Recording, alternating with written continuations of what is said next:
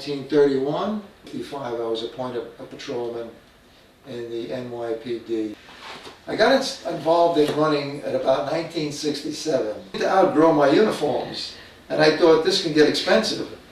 So when I got on the scale one day and decided 215 was about my limit, and in fact, when I get on with my overcoat and my raincoat and I was up to 235, I said, if I have to chase someone, I'm going to wind up with a heart attack. So I thought maybe it's time to do something in considering lowering my weight. So I decided to give jogging a try. At the time, a cousin of mine, also in the NYPD, had a similar feeling, and so we got together and started doing a little running at a local track not far from where we lived. To show you how much or how little we knew about this new venture, we started running the track 8 laps to a mile. Unfortunately, we didn't realize it was only 4 laps to a mile. So we stayed at the track for a while. When that got boring, we moved off the track and started running on the local roads in a park not far from home. And it kind of progressed from there. I joined the NYPD running club, and at that point I started getting involved in races. A little running at a local track not far from where we lived. To show you how much or how little we knew about this new venture, we started running the track 8 laps to a mile. Unfortunately, we didn't realize it was only 4 laps to a mile. So, you know, we got a little extra training as a result of that. I started running in combat boots, my old army shoes, because running shoes were kind of unknown at the time. This was 1967. And I think the only people using running shoes at that point were maybe track people, you know. There wasn't too much road running going on at that point, to the best of my recollection. So we stayed at the track for a while. When that got boring, we moved off the track and started running on the local roads in a park not far from home. And it kind of progressed from there. I joined the NYPD running club, and at that point I started getting involved in races. So I enjoyed it, and I just kept at it. Over the years, I've run supposedly over 300 races. I've completed 33 marathons. I've done 22 New York marathons, 10 Long Island marathons, and 1 New Jersey marathon. What is it like to be on the starting line at the start of a marathon? Well, at this point, to me, it's just a calming experience because I've been through it so many times, and it's not that I get all flustered and excited. I just go down to the foot of the Verrazano where the race begins. I mingle with the crowds. I place my gear on the UPS truck so that it can be transported to Manhattan, where I'll pick it up at the end of the run. And so we just stand around waiting for the start. There's not too much in the way of warming up because you're going to get plenty of practice along the way, so you don't really have to warm up too much prior to the marathon. So it's just a matter of strolling around and observing all of the people participating and conversing with a few. And so before you know it, the clock is ticking away and we're told to go to our assigned areas. And so we start lining up in the various corrals according to our predicted time. And at one point, a few years ago, we were so far behind the start line that it took me 20 minutes to get to the start. Fortunately, these days, the start is timed by a time chip which is attached to your shoes, so that your actual time is begun when you cross the mat at the actual starting line. After having run a few marathons, I decided to try to put something down on paper, and so I decided to try to write a poem about the experience. And so this is what developed. It's called The Marathon. The question: what is the lure? The answer? I'm not sure. With 1 foot forward, the journey begins, body surging onward as it thins. Feel the surge of the human tide, struggling athletes, front, rear, and side. Months of training left behind, hopefully this day the fates will be kind.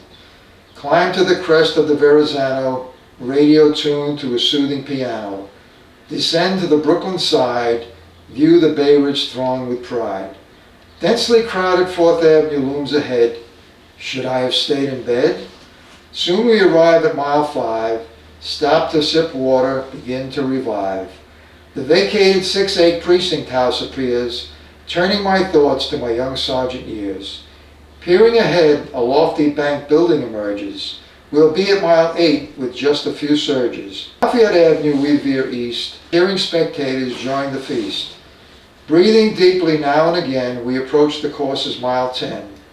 3 more miles and then a laugh. Our marathon will be over by half. Traversing Long Island City, Manhattan to our west is pretty.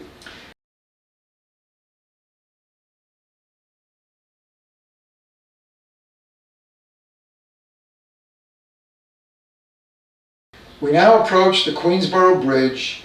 Manhattan waits just beyond its ridge. We huff and puff, climb to the center, then downhill race, Manhattan to enter.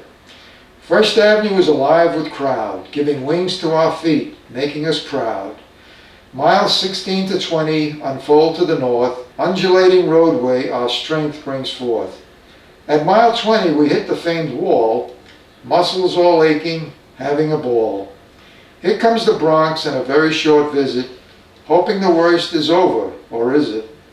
Now back in Manhattan we flow toward the end, eyeing the crowds to seek out a friend.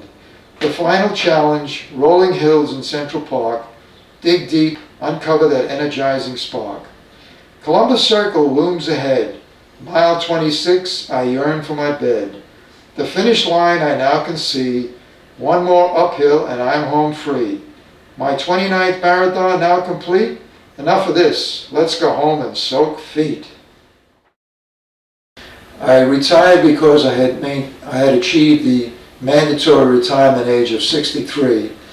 At that point there was a bill in Congress which might have extended the retirement age to 70, and I was considering doing that, although at the time I was on leave because I had to take some time that was accrued, and so I was off for about 6 months. Unfortunately, during that time we had an event in the family which kind of changed my outlook on the future. Unfortunately, my wife had a fall down the stairs which left her unable to walk. So at that point I became a caregiver mainly to my wife, and that was my main occupation. So I forego the proposition of getting back to a job or some other venue of occupation, and my main activity was remaining at home to take care of my wife.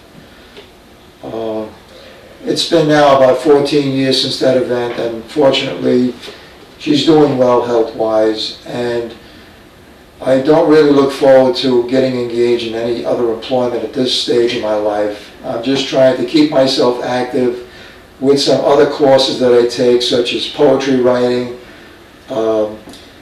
general writing courses, some short stories and such.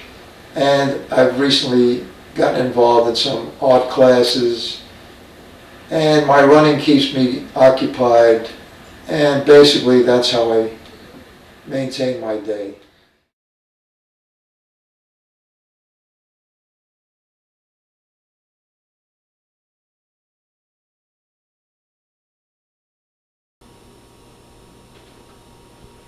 Okay, it's a nice cool morning, an ideal day to do a little baking, so we're going to make up a batch of chocolate chip cookies.